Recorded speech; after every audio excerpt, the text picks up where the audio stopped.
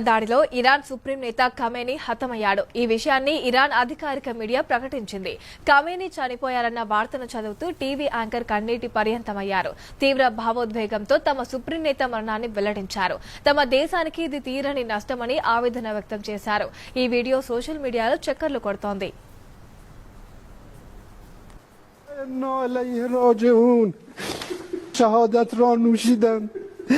و به ملکوت اعلی پیوستند. خدای بزرگ و شکست ناپذیر مظلوم و مقتدر خود را کفایت می کند تا با تبعیت تام از ولی فقیه شرعی و قانونی مسیر باقی ماندلاب را به دستان با کفایت ایشان تقدیم کنند.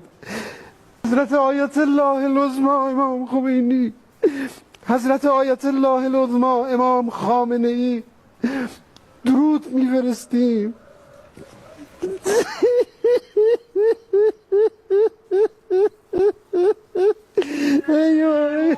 انا لله. Operation epic fury పేరుతో ఇరాన్ పై Israel America భీకర దాడులు చేశాయి. ఈ క్రమంలో ఖమేనీ కార్యాలయం లక్ష్యంగా జరిగిన భారీ దాడుల్లో సుప్రీం లీడర్ మరణించారని ఇరాన్ మీడియా తెలిపింది. ఆయన కుటుంబంలోని పలువురు మృతి చెందినట్లు తెలుస్తోంది. దీంతో 40 రోజుల పాటు సంతాప దినాలు ప్రకటించనున్నట్లు అక్కడి ప్రభుత్వం వెల్లడించింది. తమ నేత మృతికి సరైన సమాధానం చెప్పకుండా వదిలిపెట్టేది లేదని ఇజ్రాయెల్ అమెరికాను ఇరాన్ హెచ్చరించింది.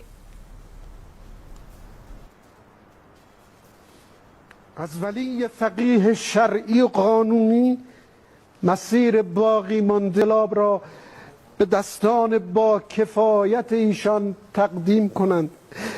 حضرت آیت الله العظما امام خمینی، حضرت آیت الله العظما امام خامنه ای، درود میفرستیم.